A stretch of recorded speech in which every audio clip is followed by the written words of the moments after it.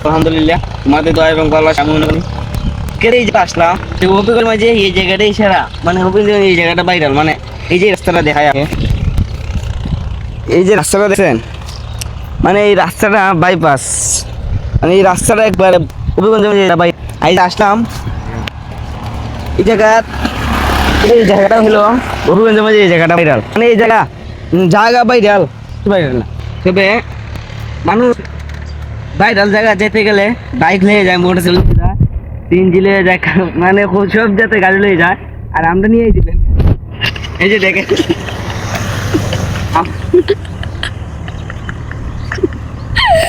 এর ব্যান গাড়ি এইটা আইসে মজা নিস না দেখ হ্যাঁ এই হাইটে মজা নিয়ে লেগে রে